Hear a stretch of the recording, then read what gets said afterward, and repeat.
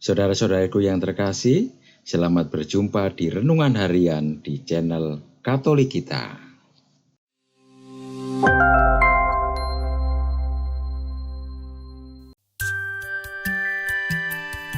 Hari ini, Jumat, 26 Juli 2024, perayaan wajib Santo Yoakim dan Santa Anna, orang tua Santa Perawan Maria.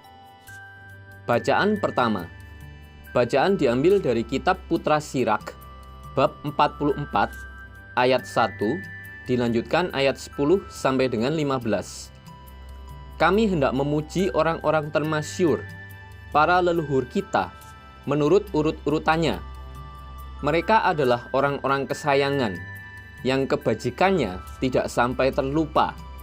Semua itu tetap disimpan oleh keturunannya sebagai warisan baik yang berasal dari mereka. Keturunannya tetap setia kepada perjanjian-perjanjian, dan anak-anak mereka pun demikian pula keadaannya. Keturunan mereka akan lestari untuk selama-lamanya, dan kemuliaannya tidak akan dihapus. Dengan tenteram, jenazah mereka dimakamkan, dan nama mereka hidup terus turun-temurun. Kebijaksanaan mereka diceritakan oleh bangsa-bangsa, dan para jemaat mewartakan pujian mereka. Demikianlah sabda Tuhan. Syukur kepada Allah. Bacaan Injil. Bacaan diambil dari Injil Suci menurut Matius, bab 13, ayat 16 sampai dengan 17.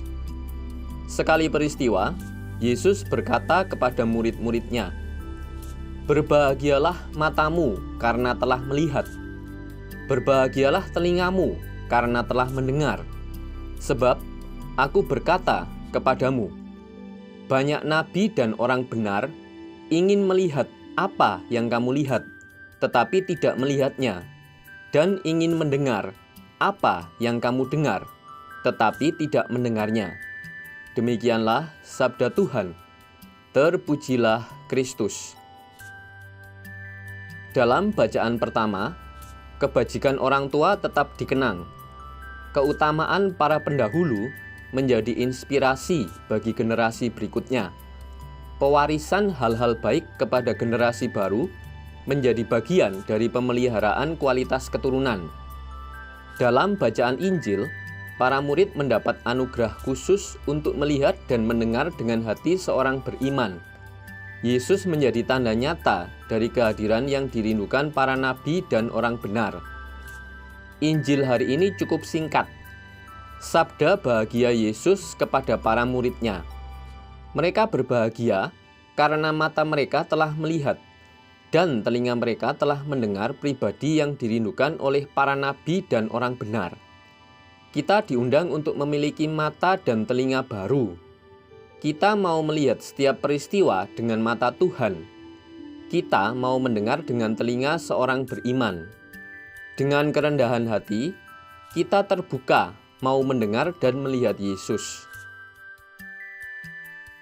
Menimba kekudusan dari orang tua Bunda Maria. Anna dan Yoakim adalah orang tua kandung Santa Perawan Maria, Bunda Yesus, Putra Allah. Keduanya dikenal sebagai keturunan Raja Daud yang setia menjalankan kewajiban-kewajiban agamanya, serta dengan ikhlas mengasihi dan mengabdi Allah dan sesamanya. Dalam buku-buku umat Kristen abad kedua, nama Ibu Anna sangat harum. Diceritakan bahwa sejak perkawinannya dengan Yoakim, Anna tak henti-hentinya mengharapkan karunia Tuhan berupa seorang anak. Namun cukup lama ia menantikan tibanya karunia Allah itu. Boleh jadi bahwa Anna sesekali menganggap keadaan dirinya yang tak dapat menghasilkan keturunan itu sebagai hukuman, bahkan kutukan Allah atas dirinya, sebagaimana anggapan umum masyarakat Yahudi pada waktu itu.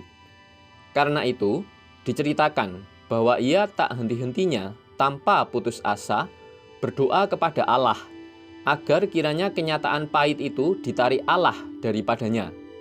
Setiap tahun, Anna bersama Yoakim suaminya berziarah ke Bait Allah Yerusalem untuk berdoa. Ia berjanji apabila Tuhan menganugerahkan anak kepadanya, maka anak itu akan dipersembahkan kembali kepada Tuhan. Kehidupan Ibu Ana tidak diceritakan di dalam Injil-Injil. Kisah tentang hidupnya diperoleh dari sebuah cerita apokrif. Cerita ini secara erat berkaitan dengan kisah Perjanjian Lama tentang Ana, ibu Samuel. Ibu Ana dihormati sebagai pelindung kaum ibu, khususnya yang sedang hamil dan sibuk mengurus keluarganya. Orang-orang Yunani mendirikan sebuah basilika khusus di Konstantinopel pada tahun 550 untuk menghormati Ibu Ana. Di kalangan gereja barat, Paus Gregorius ke-13 dari tahun 1572 sampai 1585 menggalakkan penghormatan kepada Ibu Ana di seluruh gereja pada tahun 1584. Nama Yoakim dan Ana sungguh sesuai dengan maksud pilihan Allah. Yoakim berarti persiapan bagi Tuhan, sedangkan Ana berarti rahmat atau karunia. Marilah kita berdoa. Allah Bapa, sumber kehidupan, Engkaulah Tuhan kami, dari awal mula hingga kekal. Engkau telah menganugerahi kami, Santo Yoakim dan Santa Ana, sebagai sebuah keluarga kudus.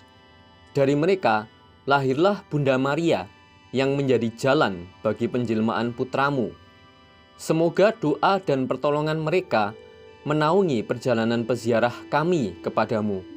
Dengan pengantaraan Tuhan kami, Yesus Kristus, yang hidup dan berkuasa, kini dan sepanjang masa. Amin. Saudara-saudari yang terkasih, terima kasih atas kebersamaannya dalam renungan harian ini. Kita jumpa lagi di renungan harian berikutnya. Berkah dalam.